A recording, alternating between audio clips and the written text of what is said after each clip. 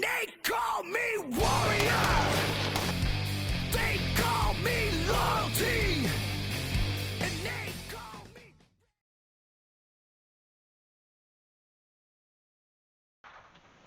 Hi ladies, Randy again from American Warrior Combatives. Today we're going to be going over mount escapes. My friend Latika, she's going to be helping us out, and we're going to show you how to escape from several different positions and circumstances that can happen from the mount position. Okay, so the first thing that we have to know is actually what the mount position is and what I mean about mount. So Latika is going to lay straight down on her back, all right? And when I'm over the top of her, okay, all right, and my knees are on the ground, okay, now I'm in the mount position on her, okay. Notice that I'm over the top of her hips, all right. I'm not in between her legs, all right. This is what we're going to call the mount. If I back up and her legs are up and I'm in between her legs, all right, this is what we're going to call the guard position.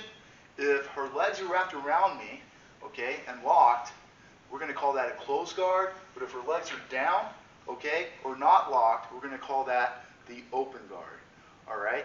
Next thing we're going to do is show you what to do when you're in the mount position and how you can get into the mount position. All right, or be mounted by an attacker and what to do from there. All right. Hey, so from the mount position, the way women normally get in mount is somebody can push them down, knock them to the ground, or tackle them. So they end up usually coming from in between their legs to get them out. It's not like if you lay down, right? So like I pushed you, it's not like I'm now taking your legs, throwing them to the side, and came to mount like this. All right? It's generally what happens is they knock you to the ground, they've gotten in between your legs like this. You started to struggle or fight. So now what they've done is they lay down on top of you and they walk over your legs. So that is one way that ladies are going to get into the mount. The majority of the time. I'm not saying that they can't throw your legs left or right, all right, or just come here from hitting you. But a lot of times it's from the guard position where they just keep driving on through. Now they end up here. Okay? So I'll help you on up.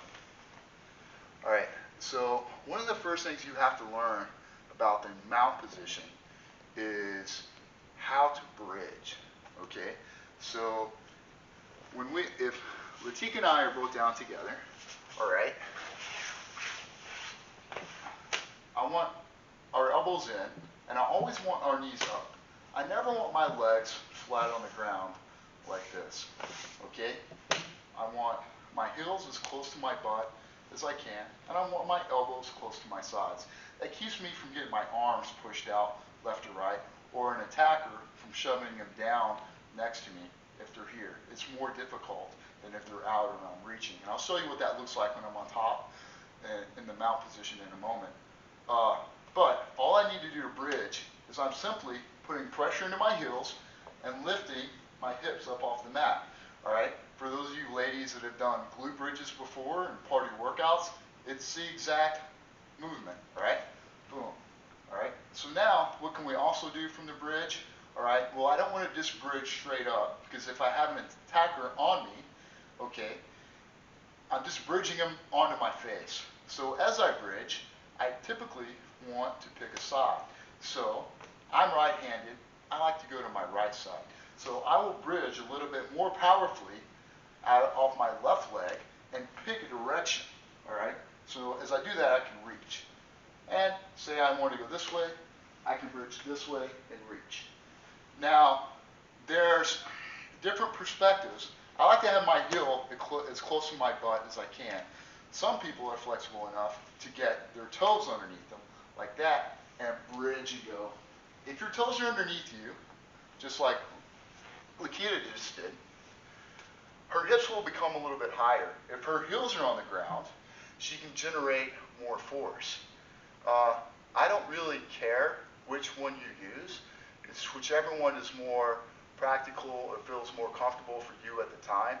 So I can generate more force, just like when I'm doing a deadlift, right? I have to have my heels on the ground to deadlift a lot. Boom, all right? but I can get my hips higher. If my toes are here, I can bridge a little further. So, kind of tomato on those. Do I want to get, do I want height on this or do I want power on this? Well, sometimes it's just going to depend on how heavy the person is that's on top of you. I may need more power. And one of the best ways to generate more power, if I just can't lift the person like this, is to take one of my legs, or both of my legs if I need to, lift it up and smash the ground down hard. So if I'm going to go this way, I'll lift my left leg and bridge and kick the ground to generate that power. So that's how we bridge. And notice Lakita is reaching the direction she wants to bridge into. That's exactly how we're going to do it. Now, every time we bridge, I want you to bridge with the intent of and purpose of landing on both your knees. So if I do it from this side, right, and you can see Lakita's angle, all right, from there, when I bridge, I'm going to bridge with such force that I can rotate my knee all the way over and land in this position. So that's it slowly, but here's what it looks like more powerfully if I had somebody on top of me. Here. Go ahead, Lakita. Perfect. All right, so that's how we bridge, and that's how we bridge powerfully to generate momentum of this person on top of us.